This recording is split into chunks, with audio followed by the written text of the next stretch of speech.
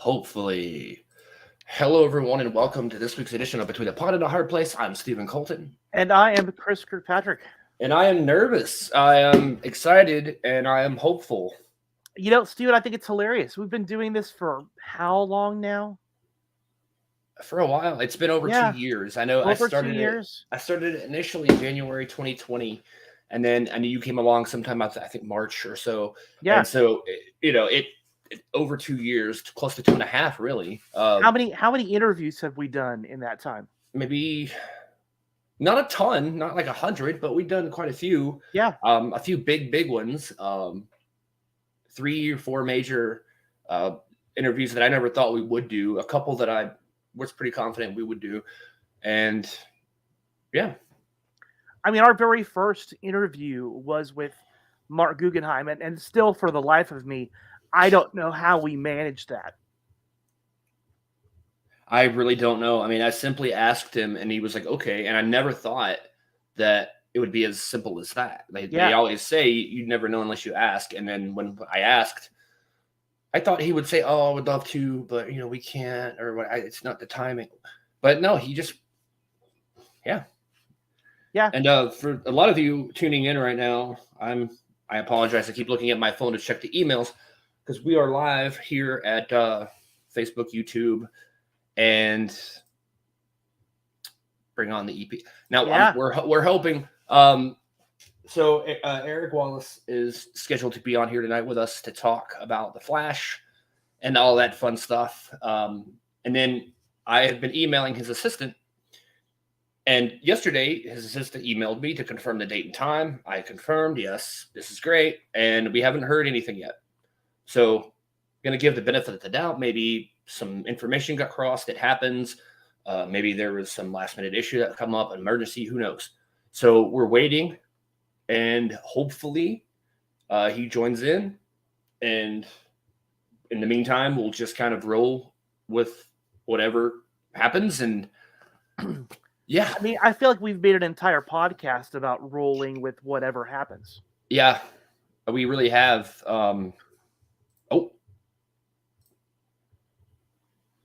Something's coming.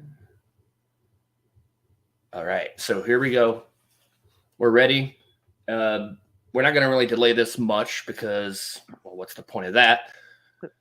So, ladies and gentlemen, welcome to Between a Pot and a Hard Place, the Flash showrunner, Mr. Eric Wallace. Eric, how are you? I'm great. I'm great. Thank you for having me. Yeah, our pleasure.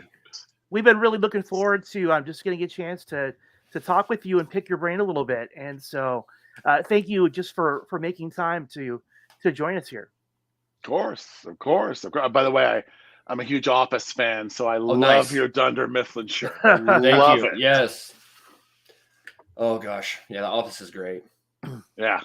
I miss it. I wish it had kept going, but that's okay.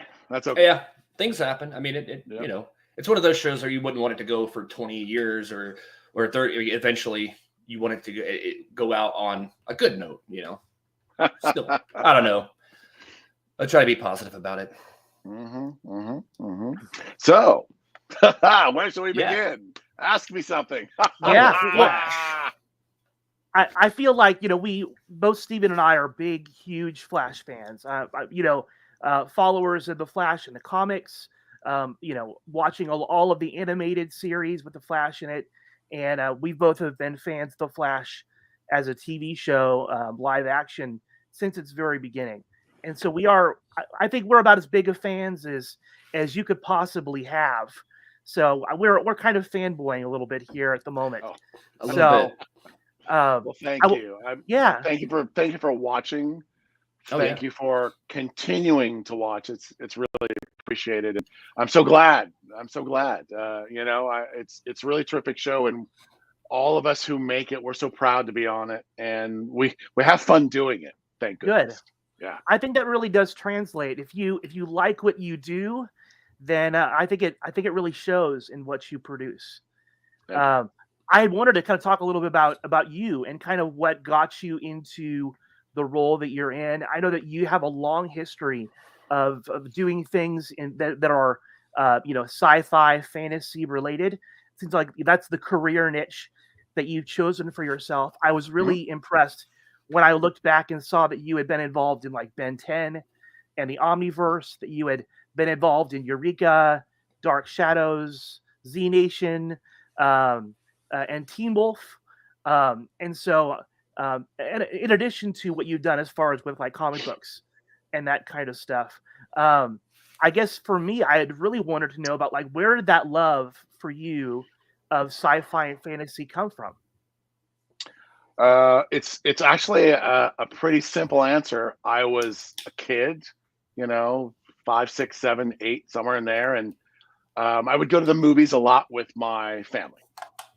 And one magical day, my dad said to me, "Hey, son, we always go out to movies as a family, and usually he would pick the movies or my mom would pick the movies. All right, you get to pick the movie today, Eric. Oh, wow. What would you like to go?" Now I first of all, my mind's blown. What do I even say? What do I even ask?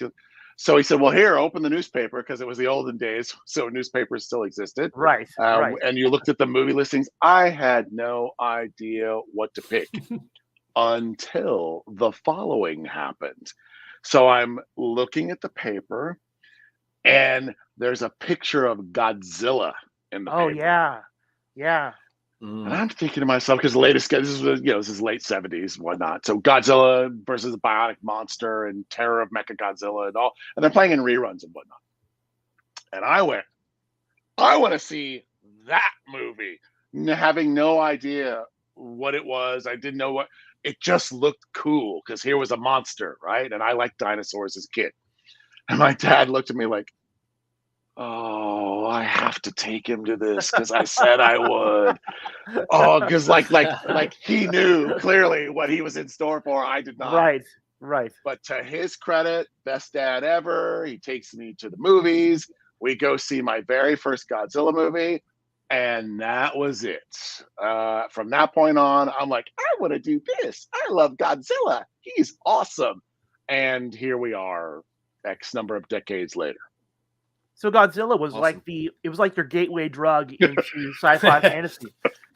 Yes, exactly. And everyone who knows me knows what a big Godzilla nut I am to this very day. And I wish they would make more Godzilla movies. I love the MonsterVerse that Legendary has done. And I loved Godzilla versus Kong so much. I bought the Blu-ray 4K and I've probably watched it 5 times already, and oh wow, that's it's only been out a year or so. Every time I'm kind of bored, I'm like, I could watch the battleship sequence from Godzilla versus Kong again. Yeah, that'll inspire me. Let's do that. So, and the moral of that is I try to maintain contact with what I always call him 14-year-old Eric, right? Because that's really the moment where I decided I want to do this for a living. I try to stay in touch with 14-year-old Eric even to this day when we're making the shows that I'm on and when we're making The Flash. What I always ask myself, what would a 14-year-old person watching this show, let alone 14-year-old Eric, want to see or think what was cool? Well, 14-year-old Eric liked horror movies and liked monsters, so I guess that's what we're doing this week, to a certain extent, obviously. And you kind of get the idea, but that's really where it all started and where it continues today. Just trying to stay in contact with that young person. No, I think that's great. I mean, the idea that you keep yourself grounded by thinking about, I think you're thinking about your audience, and at the same time you're making yourself happy by kind of reliving that joy that you had when you were younger, when you first fell in love with that. I think that's great. I know that so much of what you've done in your career has involved your writing. Mm-hmm. And how did you kind of bridge that gap from being a legitimate fan as a kid to being a showrunner like on The Flash? I know that writing, how did you kind of connect that from just being a writer to being on shows and everything else like that? Well, it's funny. When I first got into, hey, I'm going to try and do this, I didn't know what a showrunner was. I don't even know if they existed. You didn't hear talk about it in the 80s and 90s about showrunners the way you do now. So it never really occurred to me. I I loved movies and I loved television shows. I loved, Dark Shadows and Doctor Who and, and all those shows. UFO was one of my favorite as a kid. It was a sci-fi show from the same folks that, Jerry Anderson, that made Space 1999. And one of my friends turned me on to it. I had seen it a little bit, but one of my friends later in life was a fanatic of it. It's like, that was the best show, wasn't it? And I got to think, what a great program that was. But it was just about being in love. And at the same time, when I was a teenager, I started writing in my little notebook. I started writing movies on my own. And I'm embarrassed to say, but it's the truth. The first two movies I wrote on school notebook paper with the blue lines, right? At a whopping 4 and 5 pages each, were direct ripoffs of John Carpenter's Halloween and George A. Romero's Dawn of the Dead. I think mine was called The Dead Walks Among Us, my zombie movie, and I think in a bout of wonderful originality, my Halloween ripoff movie was called The Killer Among Us. So we can see a theme there already. And I never thought of being a professional writer. That's the funny part.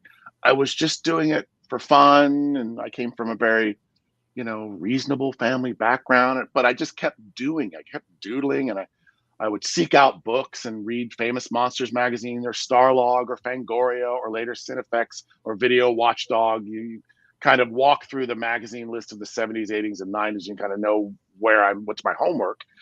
And one day, one of my friends said to me, "Hey, you really could study this in school." I said, "No, you can't. You can't go to school for something you like. That clearly can't happen." No, you can. They have film programs. I said, "You're lying. Don't make that up." So I went to school and I checked it out, University of Texas. And it was, lo and behold, it was the truth. And then I started taking classes. I learned how to write. I moved to Hollywood. I got the same things that everybody else did, PA jobs. I actually started out in low budget films, the Roger Corman days, as I call them, working on a couple of his movies and working as a PA, then in the art department. Then I worked as a grip for a long time while writing at night, always writing my movies and screenplays. I remember in '96, the Paul McGann Doctor Who series on Fox, they announced the pilot. Well, I was the world's biggest Doctor Who fan. And even though I hadn't had a single credit, I'd never been in a writer's room, I knew nothing, I said to myself, what if this goes to series?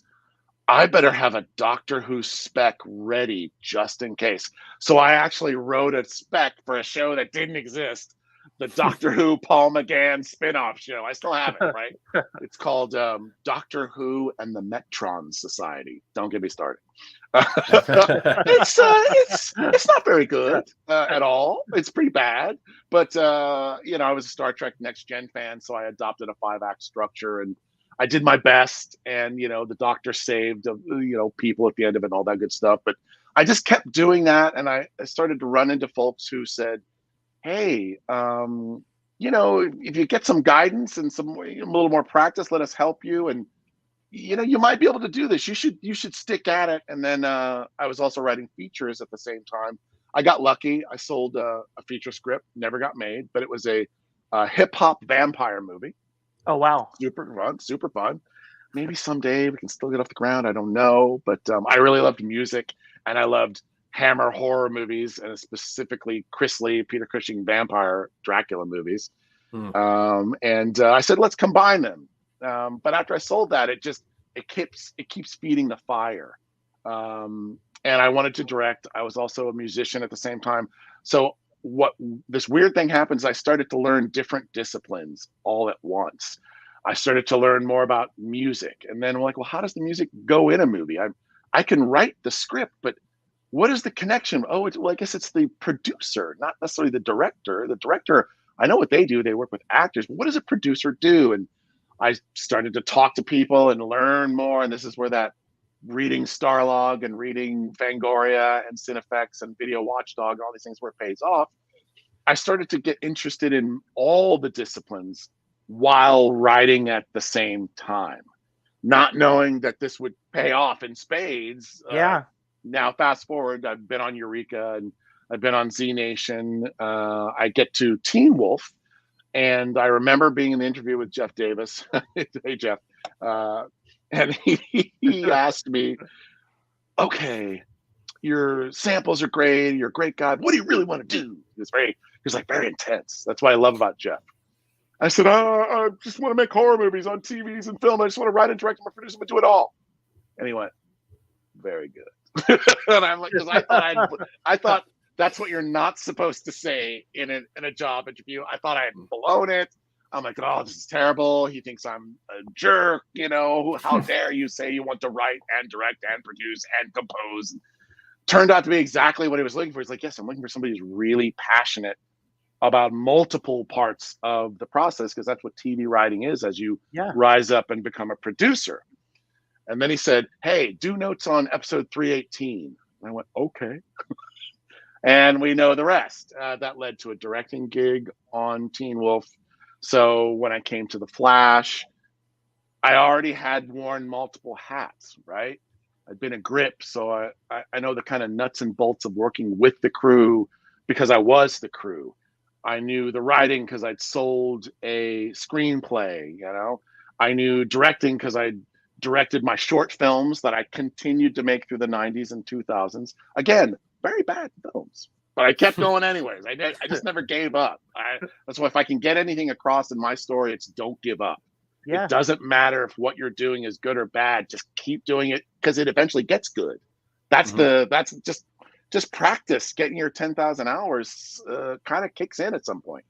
So I got to The Flash. I directed some second unit, some pickup shots. That went really well. And then suddenly I was promoted. And when I became the showrunner, it was obvious that the person who was outgoing was Todd Helming at the time. It's like, you know what you're doing. You're going to be fine, Eric. And I went, I am? Are you sure? And he's like, look at all the things that you know. Directing, producing, composing, editing, art department. You've been you've done every job on the crew. Not every job, obviously. You don't want me as your cameraman. Trust me. You don't want me doing that. I'm the first person to admit that. So I didn't really realize I was being trained for this job, perhaps in the weirdest, most roundabout way possible.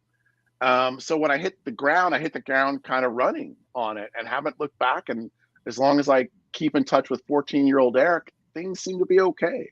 So I feel very lucky.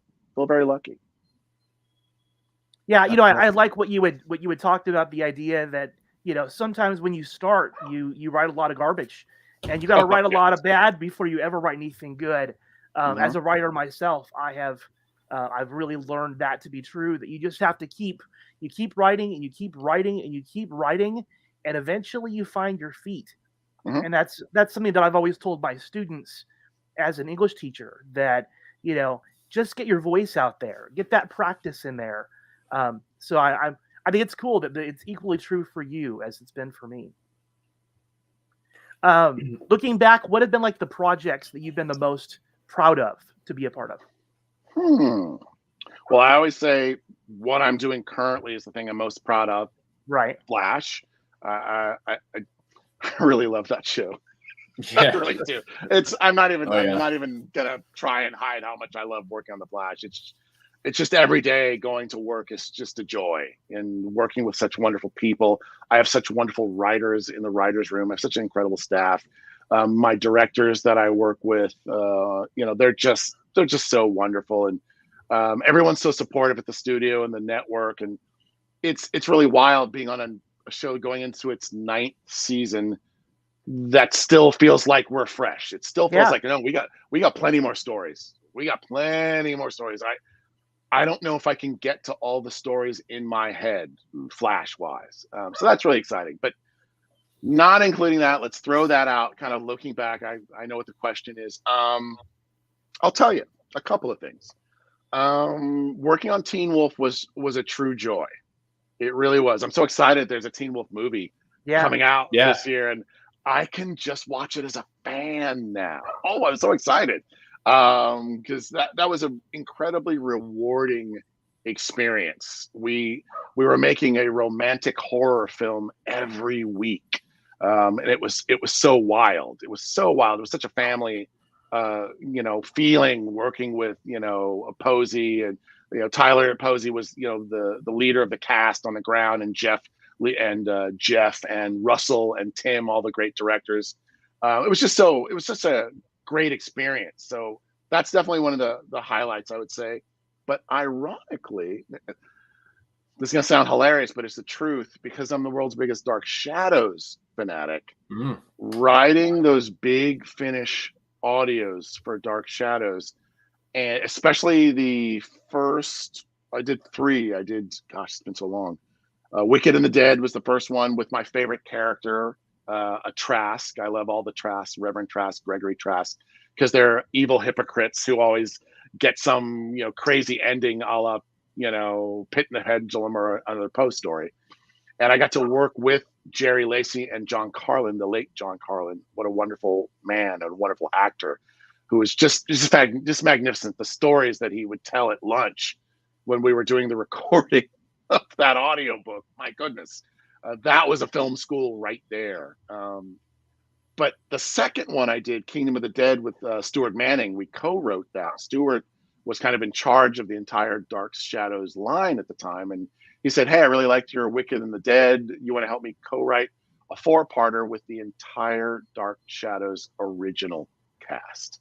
That's where I met Catherine Lee Scott, David Selby, Laura Parker, these are the people who were my childhood idols. I mean, I grew up worshiping that show. It's the show that made me want to specifically write television. It's the show that, okay, here's fanatical. This is a fan back in the day, because this was the 80s and early 90s. There was no DVD, right? There might have been VHS, but all of Dark Shadows was on VHS. It was being shown on my local PBS station. So I recorded on audio cassette Dark Shadows episodes. Oh, wow. And I would listen to them, and I would fall asleep listening to them and listening to the world of Dark Shadows. And that's how I learned to write dialogue, because I just listened to the rhythms of speech over and over. And I still have those cassettes in my drawer somewhere. Oh, wow. I have all of the Dream Curse storyline, right? So that's 200 episodes or something like that. Wow. Fall of 1968. Don't get me start talking about Dark Shadows. We'll be here all day. But it was so much fun. And writing for the original cast of my favorite show, come on. There's no greater dream fulfillment than that. So and don't get me wrong, I love Flash, love Teen Wolf, but I would be lying if I didn't say that, ironically, was just the crown jewel at that point. I'm like, oh, I'm actually writing Dark Shadows for Catherine Lee Scott, for David Selby, for Laura Parker, for Jerry Lacey. It's, man, 14-year-old Eric's freaking out right now. Yes, yeah. Right? It's pretty amazing. So it sounds like a dream come true. It is. It was. So, and I have a couple of pictures. I snuck my camera in there and just took a couple of pictures to remember it. Very special. So that's probably my answer. Yeah, I had to Google what exactly a showrunner does. I think we throw around terms. I'm sorry that I didn't know automatically what it was, but we use words sometimes and we don't know exactly what they mean. I knew that a showrunner was important, like a producer, but I didn't realize that they are in charge of everything. That they have more power and control than even an executive producer does. And so I knew that with that comes probably a lot of challenges, right? That because you've got your fingers in a lot of pots and you want to make sure that you're doing everything, doing justice to the plot and the characters and everything. What are some challenges you found, especially in your role with The Flash, about being the showrunner and kind of bringing your vision to life? 2 things. First of all, if I'm reading you correctly, what you learned is that with great power comes great responsibility. Great responsibility. Yes. I couldn't resist. Sorry. No. It was such low-hanging fruit, Right. I apologize. Yeah, I'll take it. But yeah, I think the biggest responsibility of being the showrunner of The Flash is I did not create the show, right? Other folks did. It is my job to honor the legacy that came before me and to make sure that I either maintain the same awesomeness or hopefully increase the awesomeness. That's an incredible responsibility that I take really seriously. Really, really seriously, because the audience is now bigger in some ways than it's ever before. I'm not talking about the ratings. I'm talking about just how many physically people are aware of the show. Some people are brand new to the show. They might have started watching with Armageddon in season 8, or they might have started watching in season 1, or they watch seasons 1 through 4, and then they've had a kid, and now their kid is 5. So in season 9, they're going to start watching it with their kid. It's multi-generational. I mean, that is an incredible privilege, and I feel honored to be the person and in charge, or whatever it's called, right? You got to take these things with a sense of humor and a grain of salt, obviously. But I really think about the stories that we always tell, and I always talk to my writers about. Don't leave anything on the page. Don't leave anything behind. Swing for the fences. It's really important that we try and tell the absolute best Flash story we can, given our budget and time, right? So there's a lot of balancing, I think, the history of the show with what I want to do to take it forward, because I think you have to move forward with the show in order to keep it fresh and keep it alive. This isn't the same Flash of season 1 anymore. No. I think the most obvious example is I've adopted the graphic novel format, right? Because I'm a comic book nut. I used to write comic books. So I started, when I started in season 6, I instituted the graphic novel format, which is instead of one big, long foe that it takes 22 to 23 episodes to defeat, because my thing was, why can't the Flash kick this guy's butt in 6 episodes? Why is this taking so long? Right. That doesn't make any sense. If this was a comic book, it would be a 4 or 6 issue miniseries, 5, and then he'd win, and then it'd be over, and he'd move on to something else. Why is this taking so long to catch Zoom? Now, I love Zoom. We all know my favorite. That's my favorite Flash villain, right? I love Zoom. He is great. I'm still looking for a way to bring him back, right? I'm this close. But that was a conscious choice to bring the show, I think, into the future a little bit more. Also, in a world of streaming, I made the conscious decision to make the show even more serialized in its storytelling. And that lent itself very well to the graphic novel format.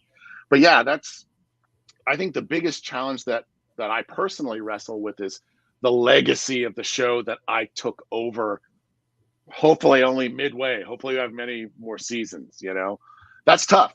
That if you think about it too much, it can bog you down and it can stop you from innovating in the show, because you'll get afraid and you'll just keep doing the same old thing. Oh, it's just another speedster villain. I deliberately waited until the end of season 7 to introduce Godspeed as a speedster villain, because I wanted to make sure I could make it a little fresher and not be the same thing that had been done with Reverse Flash so wonderfully in season 1. I love Reverse Flash. Who doesn't, right? And it had been done, again, my favorite, Zoom in season 2, and then again with Savitar in season 3. That's where the idea of the Civil War came from in season 7. It's like, okay, let's make it short. Let's burn hot on our story, make it super intense. And it's all been his plan, but his plan takes 4 episodes to unfold and defeat him in and out. So I'd say that's a big challenge. Another big challenge is upgrading the look of a show to make it feel like it fits in with the rest of the TV landscape right now. For example, I don't think it'll come as a surprise to anyone that I watch The Mandalorian, right? Who doesn't love Baby Yoda or Baby Grogu? Love it. Right? Yeah. So I don't have the Mandalorian budget, clearly. That Disney money. Hey, Disney, call me. Okay. I'm a Star Wars fan. good to go, right? Don't worry.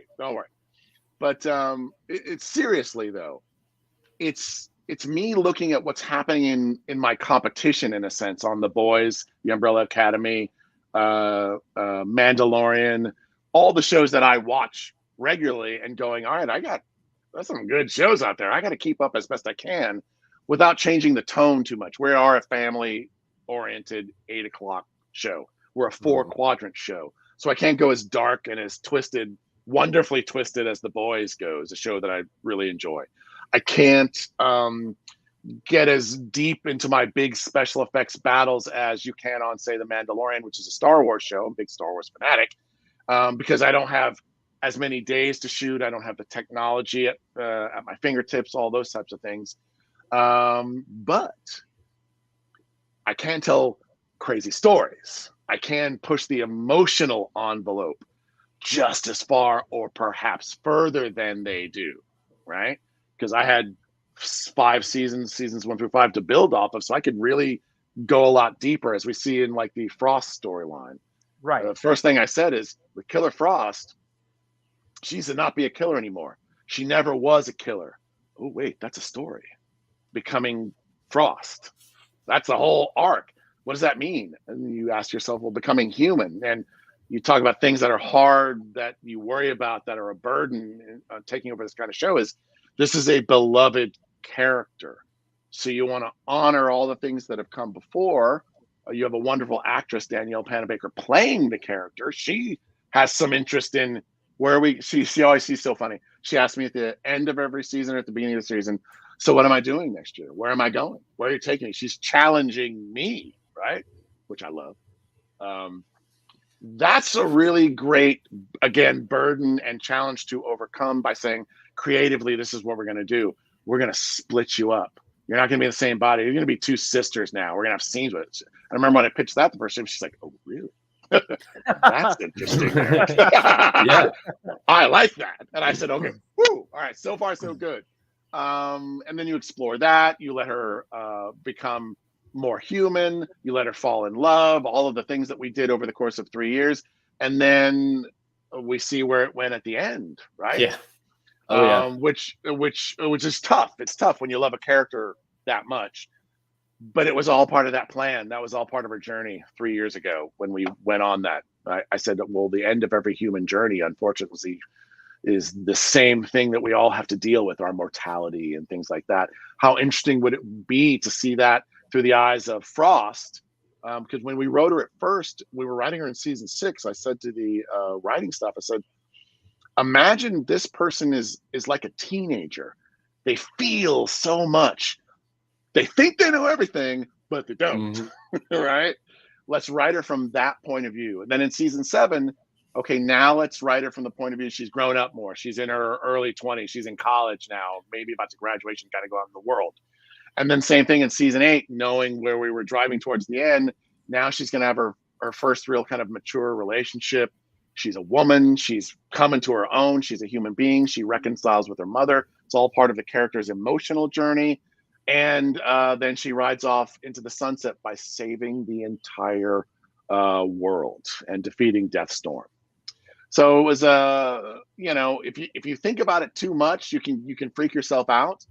That's part of the legacy of being on a long running show. That's, I think, one of the challenges of being a showrunner in this position. But it all worked out great. I'm so proud of the work that all of my writers and directors, and that specifically Danielle, did on that. And that's a segue into how much I love my cast and how amazing they all are. Grant, Candace, Danny, Nicolay, Kayla, Chester, Jesse, all the wonderful people that come through. Tom Cavanaugh, we love it when he shows up as Reverse Flash. It's just so much fun. It's so much fun. The other burden, I would say, again, this is going back to looking at my competition, is finding ways to make the visual language and visual grammar of the show, because I'm a director also, making that a little bit more modern, a little bit more cutting edge, again, within the budget that I have. This is where having an indie background and indie filmmaking really comes in handy. because I will challenge my directors in ways to get the same effect in a cheaper way where we can't afford the effect money. We can't afford to bring in that third crane or to have 1,000 extras, or we don't have 4 weeks to do one shot. We have 4 days sometimes. That's a constant challenge. This is a spoiler. I had this conversation today about season 9, and we were talking about I'm challenging my directors and my producers and the staff. I want to raise the bar for the visual grammar of season 9 to a whole new level. And so I have my crazy master plan. I won't ruin it for everybody, but what I'm hoping is when you tune in season 9, you will notice things looking even a little bit slicker and a little bit more cooler and a little bit more modern. Still telling the same kinds of, grounded, wonderful character superhero stories, but getting a little closer to the things that everybody else is watching, because I'm watching them too in the streaming world. That's a long-winded answer. I hope that answered your question. No, it's perfect. I really am thankful that you're just being like super transparent and open and elaborating. I think that one of the things we know is that the higher you go, the more popular you get. You also get the opposite, that you get haters, right? Oh yeah. Totally. How do you? Many. Yeah, I realize that just comes with the territory. Correct. But how do you deal with the haters? I don't, because I don't pay attention to the internet. Nice. I can't state it any simpler. It doesn't affect me because I don't engage with it at all. And now there's a reason for this. There's a story. There's always a story with me, right? So it was back in season 3 of Eureka. And we were going to kill Nathan Stark, right? He was, I can't remember the character, Sheriff Carter. And who is Sally Whitfield Richardson playing? Who is Sally playing on the show? Allison was the character's name. It's been so long since I thought about Eureka. Jamie's probably mad at me if he's watching this. Sorry, Jamie. But it was a love triangle, and it was Sheriff Carter, Allison, and Stark, which I loved. But Stark Nathan, I forgot the gentleman's name. I can't believe this. This is 12 years ago. Forgive me, but I cannot remember the actor's name. I feel so embarrassed right now. But that's human. That's me. I'm just gonna be honest. I'm not gonna make stuff up. I'm the worst for that myself. So. Yeah. Lying is bad. Just be honest with folks. It's much easier. So we knew he was leaving. The actor was leaving the show. And so we're like, all right, we got to write out Nathan Stark. No problem. We found this wonderful way to do it. It was very exciting. We did it. The episode was great. The Coda episode after it was wonderful. It was the funeral. It was heartbreaking and all this great stuff. And we got hate mail like you wouldn't believe. It's my first experience of like, wait, this person wants to do what? Because we got rid of their character? Do they know we didn't want to get rid of this person? They do that. It's just the actor leaving. I was a story editor. I was very young in my TV writing career. I'd never experienced anything like that. I was horrified. And I realized at that point, I'm not going to read the internet anymore. I'm like, no. Now mind you, that was 2007. Okay? Wow. Pre-Twitter, 2007, 2008, whatever that was. I can't remember when season 3 of Eureka was, but it was at least 10 years ago, long before the internet, as I think we recognize it now in the fan community. And I just stuck with my guns on that. I just think it's healthier, Definitely. So that's the case. It's just that cut and dry. Well, we really have dedicated ourselves, as far as our podcast and in our social media groups, to be about positivity, right? We are celebrating what we love and what we care about. And there's too much stuff out there to celebrate, to focus on the stuff that we don't. But I think at the same time, we realize that there is sometimes negativity that creeps into the fandom. And that's why I wanted to bring it up. Have you ever felt any pressure at all from the fandom as far as like decisions you make about storylines or characters? Or are you really a slave to the source material, And anyway, that's kind of the question that I've got for you. I know where you're going. Yeah. The answer is no. The person I'm faithful to is 14-year-old Eric and 14-year-old viewers. Yes. You know, that's the person. That is the person who can sway me when thinking about storylines. And my staff knows this. I will always, and I will say it, and I will use this phrase all the time. I will say, is that 8 o'clock? Is that 8 o'clock approved? Right? Which is code word for, can 14-year-old viewers watch this? And if it violates that rule, it usually doesn't get done. That will make me change very clearly, because I want a family audience to be able to watch the show. And it's tough sometimes, because, you know, sometimes you have a villain that's killing people and because they're mean, because they're a bad person, and I don't want to dwell on it. I don't want to show it. I try not to. I don't know if anybody's noticed this, but since I took over in season 6, the body drop count of the show has gone way down. Right. That is right. on purpose. That is it's not a coincidence. I don't want to see that on shows. It's rude. It's not nice. You know, it's like, I know that sounds silly, but I'm thinking of, what if somebody's watching who's 14 and their parents are watching it, 40s and 50s, but what if the grandparents are watching, or maybe a younger brother, sibling, sister, brother, whatever? What happens when that grisly murder comes on TV and this is an 8 o'clock supposedly family-oriented show? I'm not doing my job. So that, you know, that again, things I feel that are kind of to be conscious of, that are a pressure, that is a definitely thing I think about constantly.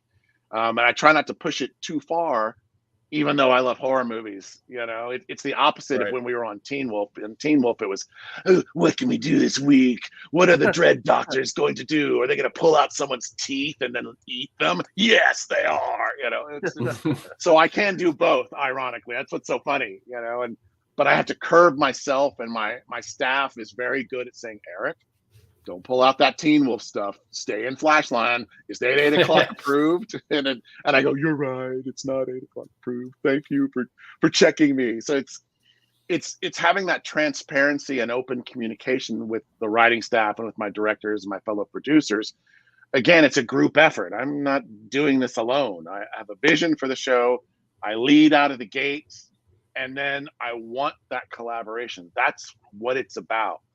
All of us together who make the Flash can make a much better version than just me, you know, making decisions and dictating things and ordering things and sticking to my guns. You know, here's another spoiler.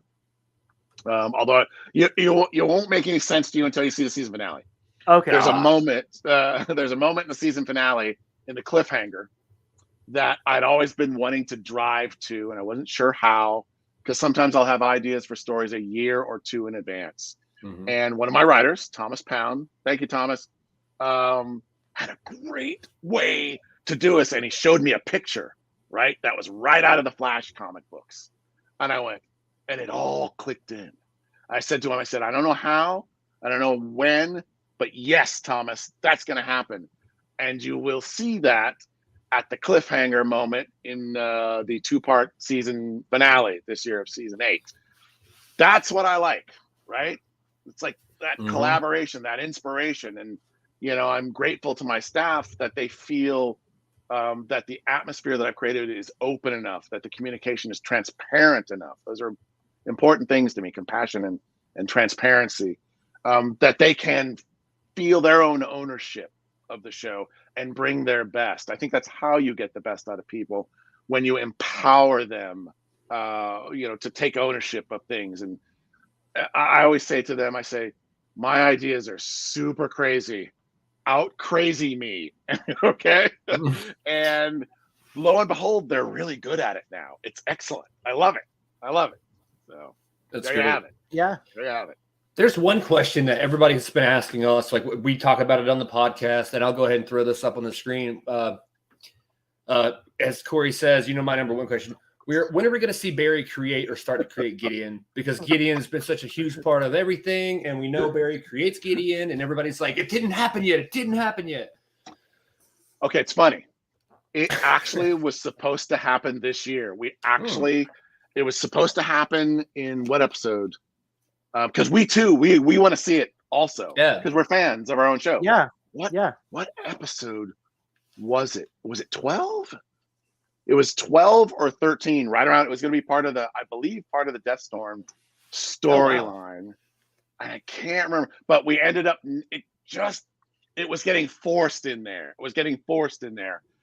So we had to pull it out. So I forgot the gentleman's name who asked that question. Was it, I don't know if you have it. It was Corey. Corey. Yeah. Corey. Great question. Totally agree with you. 100%. We almost got it for you, sir, in season 8. I'm still gonna try and slip it back into season 9 because we already know how it happens. We already had it. It just didn't quite fit with the Death Storm storyline. But fingers crossed. I'm gonna try and get that for you in season 9. Fingers crossed. So hilarious thing. Corey's my brother, and we've been watching this show for years together since season 1. He's been like, nice. When are we gonna get Gideon? So anyway, it's cool to finally get that answer directly from you. Yes, and I remember why we came up with it in 12 and 13. It was in Armageddon 802. In the future, I think is it in 802? I get all these episodes mixed up sometimes. It's all this because it's all one big movie in my head, right? Yeah, that's how I think of every season as a movie. That's how I break my seasons. Was it in? Yeah, they get kicked out of Star Labs. And I believe there's a scene that didn't make it. It's on the cutting room floor, but yeah, isn't it there? Doesn't Gideon blow up? Doesn't he? Gideon shuts off is what it was. Yeah. Yes, that's what it was. So I remember we were talking in the writer's room and somebody, wasn't me, one of my writers went, hey, this is a great opportunity. If we actually blow up Gideon here, not just turn off, like fully self-destroy it, we'll have to bring Gideon back and we can show Barry reinventing or inventing Gideon for the first time. I said, that's brilliant. We're going to do that. Then we got to the end of 804 and we realized, oh, we're going to reset the timeline. Gideon's not broken. And we were human too, the writers. We were in like well into 805, patting ourselves on the back. This is going to be so great. He's going to rebuild Gideon. When we realized it's a new timeline, Gideon's still alive. Ooh, oopsie. So then we tried to put it in 12. Right? We tried to put it in 12 and 13. Couldn't. It was there to the last minute because remember Barry in 13 when the Speed Force. It's not the Speed Force Nora. It's actually Death Storm's minion, right? He's sucking his soul and all that good stuff. Gideon was going to get destroyed there also. Like this is great, but it detracted from the emotion that Barry as a character was going through. And anything that detracts from emotion, I don't care how cool it is. I don't care what the special effects are going to be. I don't care about those things. If it takes away from story, if it takes away from character and character's emotional journey, it gets pulled out. And that's when it got pulled out. That's how it all went down. We were so clever. Then we realized we were idiots. And then we got it back in. And then we had to do it because I'm like, guys, it just won't fit. You're detracting from what Barry's going through in this moment. People shouldn't be worried about Gideon.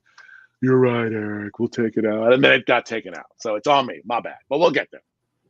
There's something I've always been curious about, too. It's one of those little things. So, Star Labs really hasn't been, functional as a lab since season 1. Mm-hmm. How does Barry pay the bills? Does the CSI paycheck, support, that's something I've been personally curious about. Well, remember, and it's mostly off camera, we had this discussion during Armageddon also. Because I loved the idea of shutting a place down, and I just wanted to see strangers inside Star Labs. I'm like, where is everybody? Yeah. Is there a lower level where people actually work, or are these the only 6 or 7 people in this huge building? Yeah, that doesn't really make any sense to me. So that's a spoiler. Sorry. Okay, you might get an answer. You might get an answer to that question in season 9 because. When I have a question like that in season 8, I'm like, what?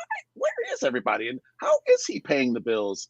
I know Harrison Wells, Reverse Flash, the end of season 1, top of season 2, gave him Star Labs. Star Labs obviously had defense contracts and other things with the U.S. government before the particle accelerator put him out of business. So we're assuming the stock value of Star Labs is still such that it is extremely lucrative, and that's kind of where the money is coming from. But I would not be surprised if some version of your question might get actually addressed in season 9, because it's something that we were already thinking about in Armageddon, but just couldn't fit it into it. Couldn't fit into the season. Yeah. And I've been reading some talk about, like, you don't know exactly how long season 9 is going to be. Right. I know we've read things of, like, will it be like Arrow season 8 and be like 8 or 9 episodes? Will it be a full 20 or whatever? Yeah, of course, we're all hoping it's not the end, but I mean, right. You know. Well, it's a great question. As of right now, I don't have an answer. Right. I literally want to know the answers myself. I hope it's not the end. I hope it's not a short season like that. Because again, there's so many Flash stories yet to be told. Right. There's also so many characters from the Flash universe that haven't been introduced yet onto the show that we're just dying to do. You know, when I say that there's many more Flash stories to tell, I am not kidding. That's my biggest fear, and it's something that you have to live with as a showrunner on a long-running show. You talked about things earlier, like what hangs over you or what haunts you. That haunts me.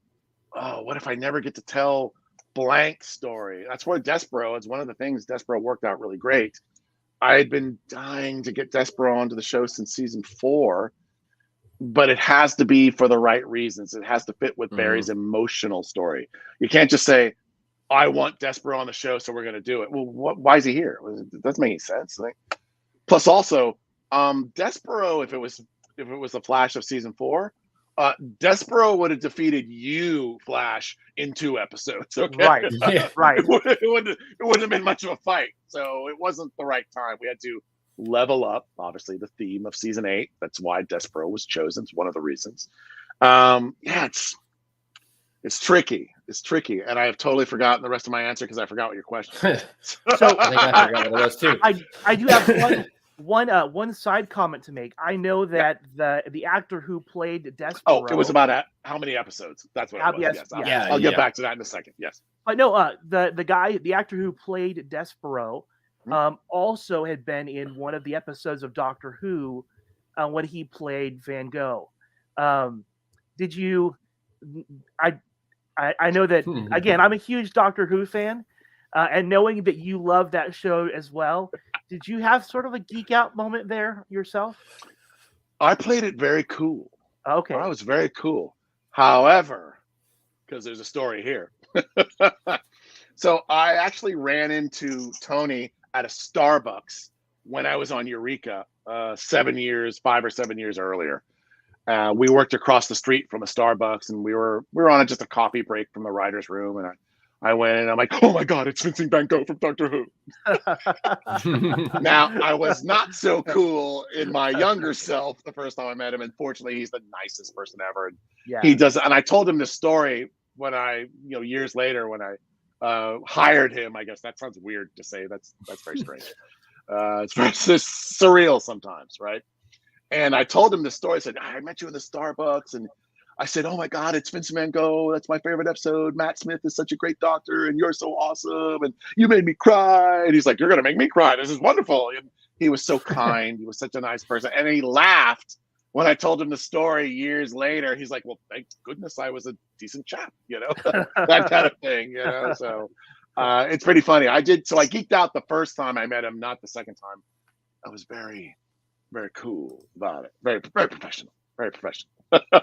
But back to your other question about episodes. Yeah, I am hoping that I want as many episodes as possible. I make no bones about that. I can tell more stories. The graphic novels will have more room to breathe, right?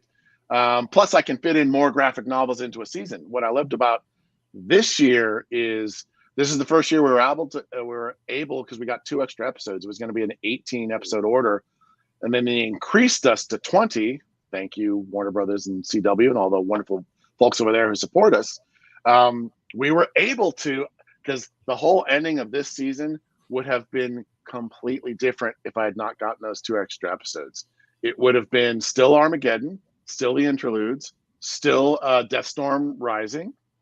I'm sorry, Death Revisited. That's the official title of that graphic novel. Would have still been the interludes. And then I had a very special two-parter that I was going to end the season because there were no more episodes. There was no time for another graphic novel. They gave us 2 more episodes. I said, hey, very special two-parter. We're going to put you at the top of season 9. And now we're going to turn you into a graphic novel because that's what I really wanted to do, right? Nice. And it allowed me to do what I originally wanted to do at the end of this season because there's a theme going through all of season 8 that gets resolved. Obviously, there's Iris's time sickness. Mm-hmm. That gets resolved. That's not a spoiler. They're going to live happily ever after. Everybody knows that I like happy endings. 8:00 show. 14-year-old Eric demands a happy ending, so I have to listen to him. Right. But it's nice. It is all because I've seen the final episode now. We're still doing the special effects for it, but I've seen now the cut of all the last 3 episodes, and whoo, they're really big, and I'm very happy with them. And boy, is there some intense stuff going on. Very intense, but in the best way, in the best absolute way with a happy ending. But yeah, it's nice because we pulled out that 2-parter, and now it's formed the basis of an entire graphic novel that's going to kick off season 9. And I'm super excited about it because it's going to be better. It's just going to be better. When things are cramped, don't get me wrong, I like a story to burn hot and fast. But it's almost like watching, you ever watch Clone Wars, the Star Wars Clone Wars? Right. Mm-hmm. Yeah. Right. They'd have like a 3-parter, and then it ends. And then even though you're in the same middle of the season, it just goes right into the next thing. You're in a 5-parter all of a sudden, right? Mm-hmm. I really admire that. I think that's super cool, right? Mm-hmm. So, and I don't know if it was subconscious because I use the graphic novel format as my inspiration for that. But it's funny, when I was rewatching some Clone Wars episodes the other day, I'm like, oh, it's here too. Oh, okay, that's kind of nice. It's kind of nice to know that there's a pattern here. I kind of like that. But yeah, it's gonna be really great. The way season 9 seems to be shaping up, but I want to do 3 full graphic novels next year. I'm not gonna lie. I don't know if I'll get the room to do it. I really don't. That means I'll adjust accordingly. The first one will remain the same. It's going to be exactly what I'm planning. The couple of interludes that follow it, they'll still be the same. But in the second half, even though the ending of the season is going to be the same, how we get there might change. That makes sense. It does. Mm-hmm. Yeah. And I wanted to mention something now. I know you probably either don't want to or can't really speak on it too much, but with Elongated Man, we, as the fans, mm-hmm. we know that Hartley Sawyer is not on the show anymore. Mm-hmm. Can you talk about that situation at all? Because we were wondering, like, can he come back? Is this character going to return, even if it's recast? Because I really enjoyed the character. Yeah. And I can't talk about it, obviously.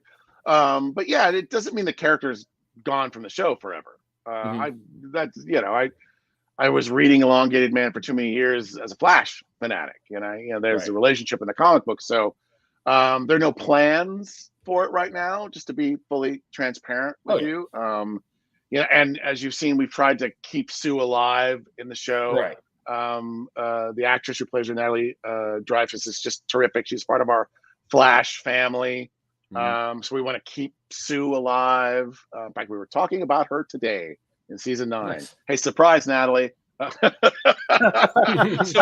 guess I should call her at some point. We'll see. It's a little early in the season. We're still kind of working a few things out, obviously. But I get it. Because I'm a fan of the show, and because I used to be a fan of the shows that I loved before I became a professional, I understand an audience member's want or desire to see a character like that come back and be recast. All the things that I'm completely open to. There's just no plans for it right now. Yeah. I had wanted to ask about the idea of representation. I know that the CW has always had just a very clear focus on representation in all of its forms, whether it's the LGBTQ or whether it's people of color, whether it is female empowerment. And I know that the Flash has always been, I think, at the front of that as well. How important has that been for you as showrunner to integrate that into what you write and put on the air? Probably my number one priority when I took over. There were a lot of high priorities, but I wanted, and I used the character of Iris, who I love, Candace, who does such a fantastic job. I'm like, we're not using Candace enough. She doesn't have enough agency as a character. I get that Iris West Allen is the Flash's spouse, partner. I get that. But she needs to have an agenda and a life and be three-dimensional outside of her romantic relationships. That's not right. It's just not the right thing. I don't like watching it on shows or movies, so I don't want to see it. So one of the very first things I did in season 6 was the creation of Team Citizen. That was specifically so that Iris, as a character, could have her own missions outside and apart from her love story with Barry. Not that we don't love the love story. Who doesn't love love? So yeah, that was very important. And it's not, I don't think, a coincidence that the 3 members of Team Flash are 3 people of color, 3 women of color. It wasn't even subtle. I mean, like, when they form in 607, right? I think it's 607. That's the shot where we kind of push in on them. We're saying to the audience, these people are just as important as the Flash, right? Even though it says the Flash, it's the title of the show. I get it. He's the one who's got to fight bad guys every week and all that good stuff. So that was important to me. That's where the Mirrorverse story in season 6 really came from. I wanted her to go through her own experience and have her own challenges emotionally. Like, she's in there and we think she's going to try and rescue this Eva McCulloch, who seemed like a very nice, normal person at first. Well, not really normal. She seemed a little wacky, but she seemed like someone who was going to be one of our allies. And that gave her a mission. Then there was the twist when we realized, oh my goodness, Eva McCulloch's not what she thinks she is. And now Iris is trapped alone trying to deal with that. It was never, to me, a story about splitting them up and Iris is over here while the Flash does that. It was always an empowering story of how can Iris help herself and save the day, right? Same thing when, that's why when she gets, I won't even use the word rescued, when she's finally pulled out of the Mirrorverse, and gosh, it seems like another lifetime. Was that, it's like 8, oh my goodness, when was that? Oh, 702, that's right. She gets pulled out in Speed of Thought. That's a whole set of stories how the top of season 7 was supposed to be the end of season 6. So in my brain, I still call 702 621 because that was the number it was on the script when we were writing those. We had just finished 621. Frost becomes Ice Frost and she shares the Flash powers, and Spock Flash shows up. That was one of our favorite moments around the office of going, I'm Spock Flash. Look at me. Live long and prosper. Like, so many jokes were made because we're all Star Trek fanatics, right? And then we went into how's she going to come out? And I loved the moment in Speed of Thought, and now not 621, 702. I love the moment where she says, I don't want to come out because you're not my husband. Something's wrong with you. You're wacky here, Barry. Something's all right. That was so like all she'd wanted to do was get out, and here she is taking the right stance. No, I'm not going to leave Singh and Camilla behind. That's not the right thing to do. And you, as my husband, Spock Flash, should know this. I'm going to stay right here. And then he pulls her out against her will, right? Which ends up hurting her, and that breaks Spock Flash and gets through to him emotionally, right? Which set up something really nice in 703 that was always part of the plan. This was the one time that the Flash could not defeat the bad guy alone, which is where we got the Iris is going to, just for a moment, develop those mirror powers and fight back against Eva and just break through to her. Again, break through to her emotionally, right? And get through to her and have kind of a fight that starts as a fight but ends as a non-fight because it ends in a very kind of almost existential manner, or something I love to do a lot. And it worked out really great. Candace was terrific. Grant was terrific. Effie, who plays Efrat Door, who plays Mirror Monarch, right? Not Mirror Master, Mirror Monarch. We gave her a new name. They all just had a great time, and they just did such terrific work. I was just so. The 14-year-old Eric was going, "That's awesome! That's awesome! Look at that!" You know, which is good. You know, yeah. Will we get to see Drunk Barry at least one more time? Because Drunk Barry was always hilarious for me. I'm the Flash. You know, that's a good idea. I hadn't thought about that, to be honest with you. I haven't thought about that's 405 Drunk Barry. I think so. Funny. Yeah. Yeah, you can just put it in and put the name in the credits. You know. Okay, all right. I'm not going to do that. I'm just going to take credit for it. I'm telling everybody on TV here, though. Right. I'm going to take credit for it. Take credit for it. No, I'll send you. I'll send you. You can have that one for free. Yeah. Thank you. That works. Yeah. That works. They said I could have it for free. I just want to get that legally on tape here. You know what I mean? But no, you're absolutely right. I hadn't thought about that in years. That is super hilarious. That's a good idea. Let me think about that. Nice. Well, Eric, you know, we really want to thank you so much for just making yourself available. This has been a real treat for us, and you've been just awesome and letting us pick your brain. And you know, again, we just want to thank you so much for coming on the show and being with us here tonight. Of course. It's Chris, Steven, it's so great to meet you guys. Yeah, fan of the podcast. Keep up the great work. Thank you for watching. You know, the show doesn't exist without you guys showing up, supporting the show. I appreciate it so much. That's to anybody watching out there too. Thank you. I really appreciate it. We don't take it for granted. Again, this responsibility we have to keep the ball rolling on the legacy of this show. We take it very seriously. So thank you. Tune in to we have I don't know when this is airing, but we have the rest of season 8, which oh boy, it's very intense. Yeah, it's a very intense finale this year. Stuff happens, to put it mildly, with a twist. There's a big twist, nice, which I will not spoil. But get ready for season 9. I'm already plotting my master plan for the movie of season 9, and it's intense, but ironically, I find myself telling myself more jokes lately. So maybe it'll be funny. I don't know. I could see a little more humor. I do have a humorous side. It doesn't come out too often, but who knows? Tune in to season 9. I think it's going to be super fun. But again, thank you for watching. I really appreciate it. And thanks to you guys for hosting. Have a great rest of the day, guys. Our pleasure. Thank you so much. Thank you so much. Bye-bye. See you.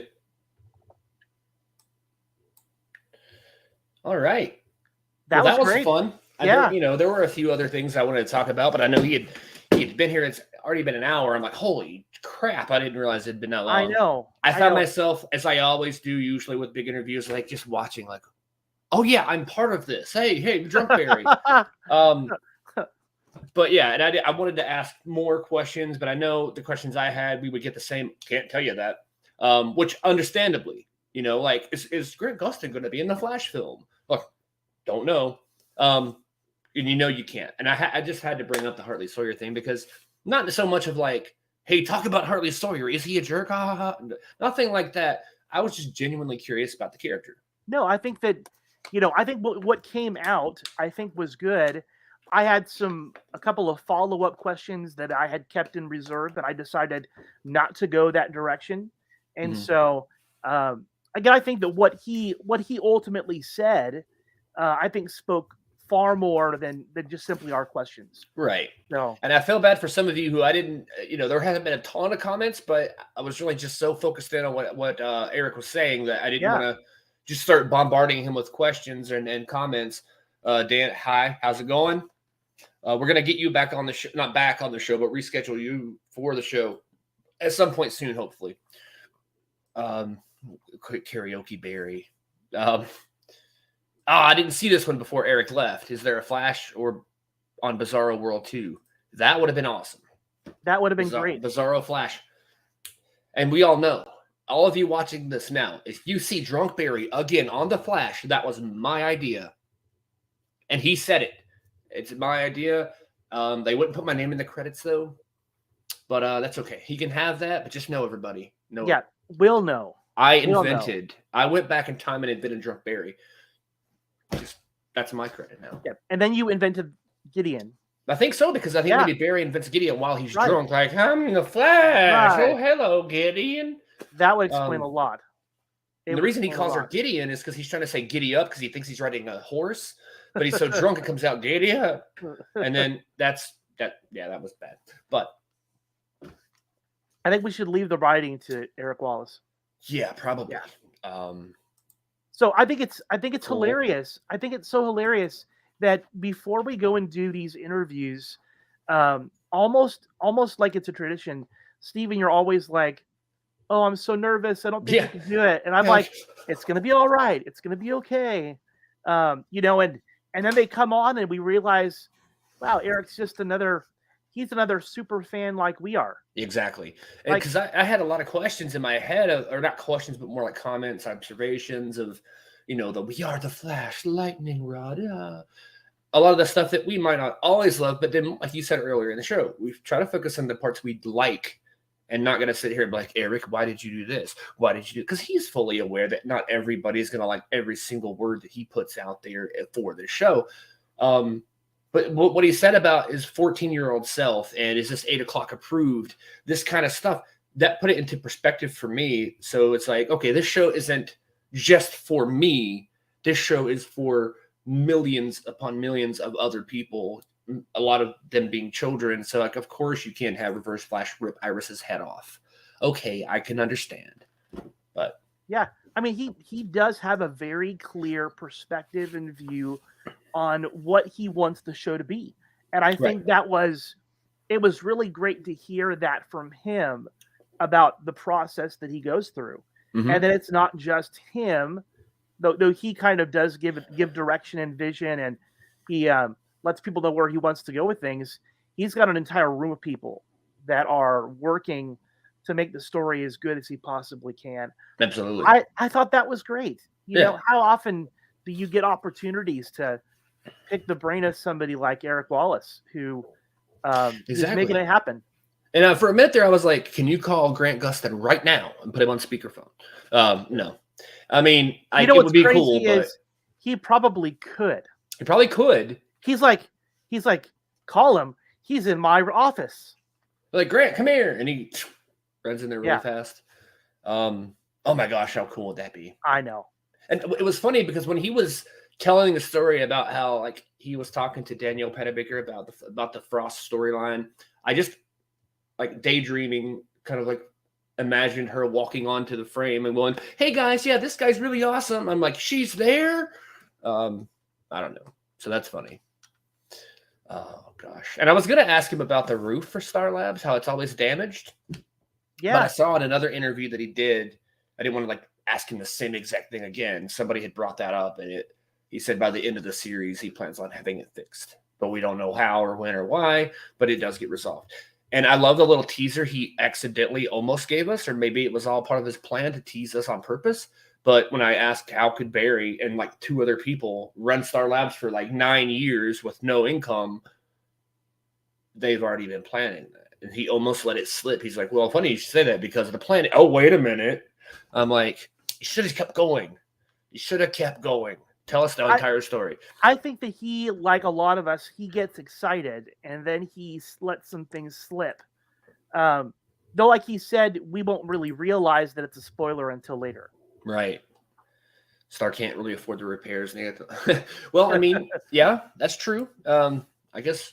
But yeah, like what he said is really interesting. He's like, you won't really know until it happens. And I'll probably forget, 10 minutes after we go off the air tonight, I'll probably forget exactly what he said.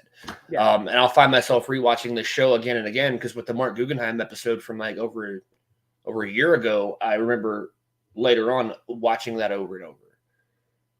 I wanted to talk to Eric about Crisis, about all these different things, but there's only so much we can really talk to the man about. And I really didn't want to like shove everything in there at once to get every possible answer we could, because if we ever want to have him back on again, then we're going to have something to talk about. Yeah. That said, I hope I didn't cut you off too soon. I think in the past we've talked about how sometimes we don't know how to end things. Right. And I had felt like we were kind of reaching that point. Yeah. Because any further, it would have been me going, so do you like to play Nintendo? Do you like cheese puffs? You know, it would have been me starting to be ridiculous as I usually do. You would have grabbed your action figures and you would have been like... I almost did. Because when he was like, oh, 14-year-old me, and I'm like, oh, he's a nerd just like us. He likes stuff like... He is. And how cool is this? I know I've shown this before, but I'm still obsessed with this. No, it's an awesome Ecto 1. I think that the good thing is, you know what I loved though was that he is a legit fan, right? Yes. Like he's not pretending to be one. He didn't just accidentally become the showrunner for the Flash. No, yeah. And I love his enthusiasm and his excitement, his genuine energy that you could tell he was happy to just be talking. It doesn't matter who he was talking to. He could have been sitting there talking to a fly on his wall going, I love the Flash. This is so much fun. And I just dropped my mouse. But yeah, he could have been, where'd the window go? Oh, there it is. It just minimized itself. I thought I closed everything off. I was like, no. Oh, yes. That's funny. Tommy want wingy. Yes, he does.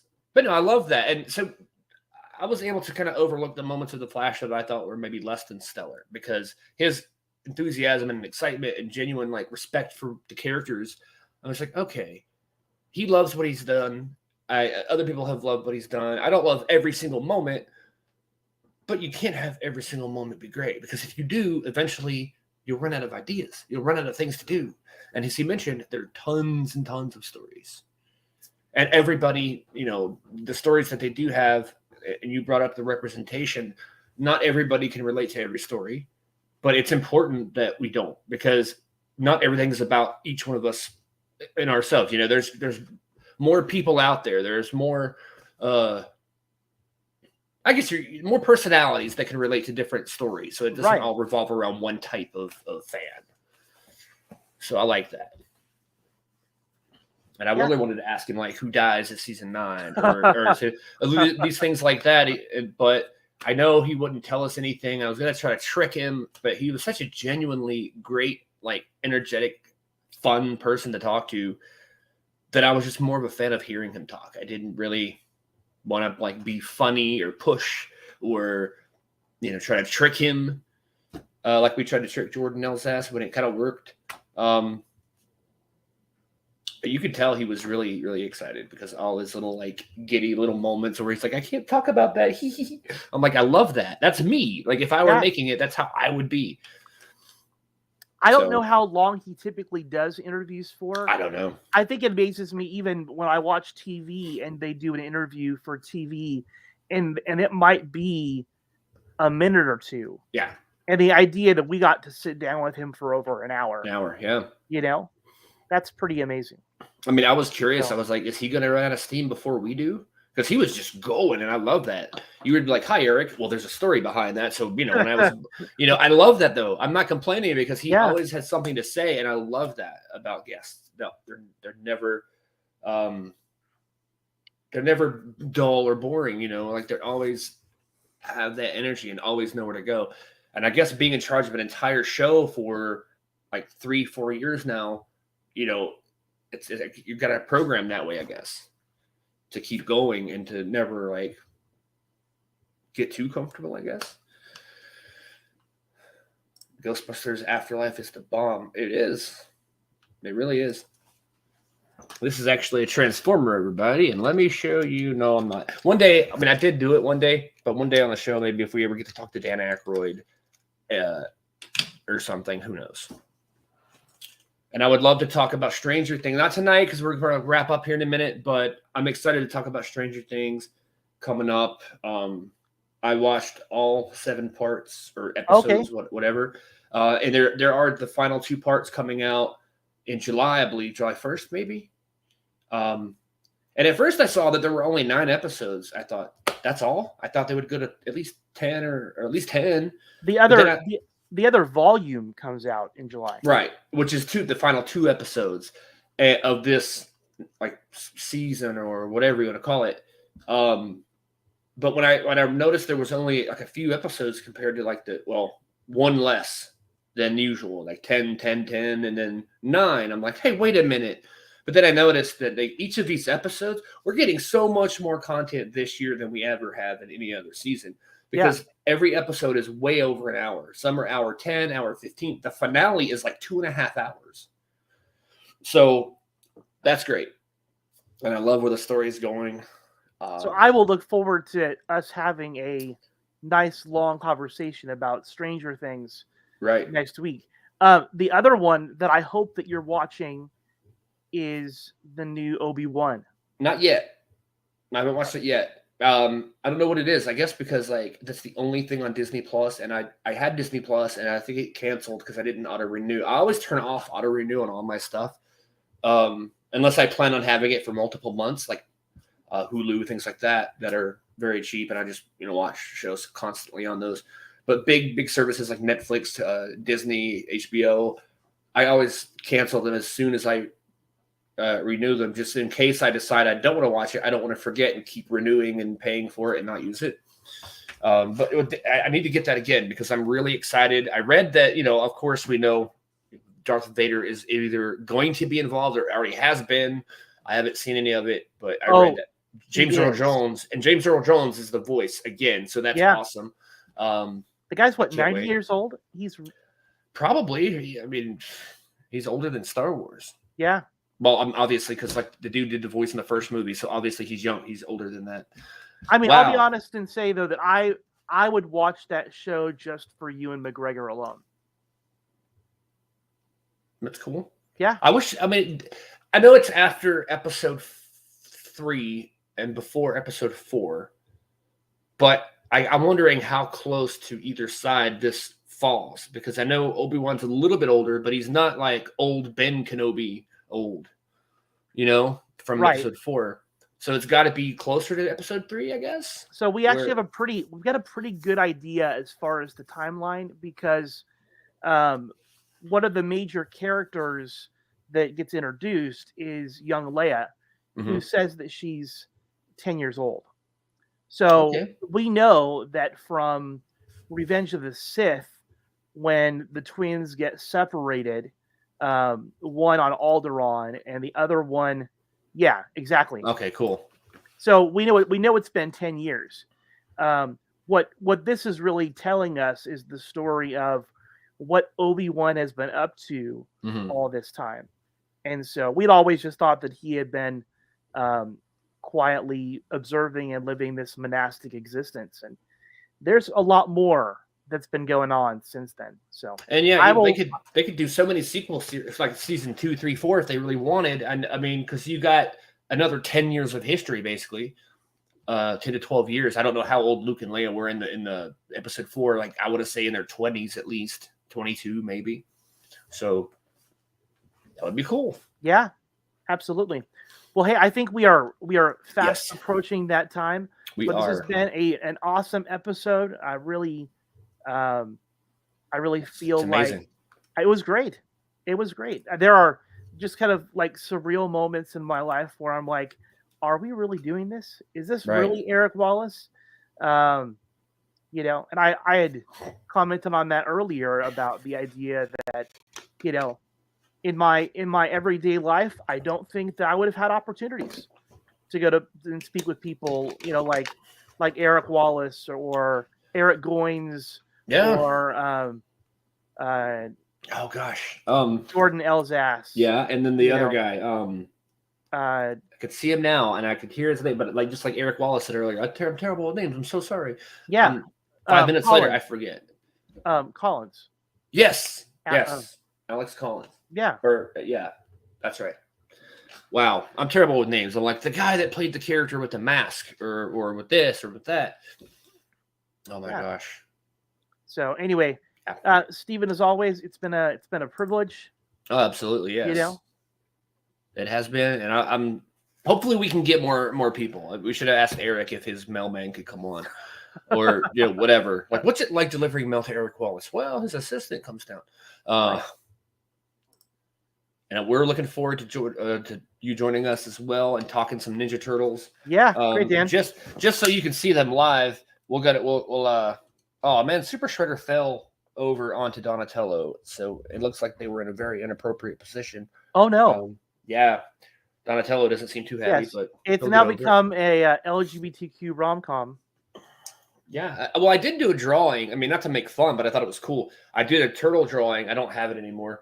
I don't think I saved it anyway. I just did it and colored it on my phone, and it had like a rainbow-colored bandana, and I called it LGBTMNT. Oh, okay. Which I don't know. It was fun. Yeah, they're like, is that your bow staff, or are you just happy to see me? I think that was after Shredder fell on him. But yeah, there's the Donatello, and here's the Leonardo. I was originally going to do this as an unboxing with Dan, and we were all going to talk about it and everything. But we're still going to review these. We're going to talk about them, go more in depth on action figures in general. And we've never had an episode of the podcast dedicated solely on action figure collecting and all that kind of stuff. So I'm super excited about that. Yeah. So yeah, I think I need to get off here and get some cool. It's hot in my house. I'm sitting right next to an air conditioner, but I didn't want to have it on because right to the microphone. So it's like 80 degrees in here, I think. Oh, wow. Which you're like, that's chilly. Put on a sweater. Because California is like 900 degrees tonight or something. I'm not kidding you. We had graduation last night, and it was like 96. Wow. It was 96. Thank God we had it indoors. Yeah. But even then, it was still hot. And of course, I was like in a sweater vest and a suit jacket. Oh, geez. One of the joys of being the principal is that I have to do all the talking. So you should get hire an assistant, and then I have them. Oh, that would be lovely. Like, and now, or do the Stephen Hawking thing. I mean, not to make fun of Stephen Hawking, but like, get one of those things where you just type it out and be like, "Hello, everyone. Thank you for coming tonight." You could just type it to speak, and that'd be great. It's a good thing I actually like talking. I know I have terrible ideas, but I had one good idea tonight, and that's having drunk Barry. So it's going to happen now. Drunk Barry was a moment of brilliance. You were very animated. I tried to be, but like when Eric was talking, as I said earlier, I was just like watching because I didn't. I don't know. It was like me watching an interview. I'm like, oh, I'm allowed to talk too. But yeah, hopefully we have many more to come.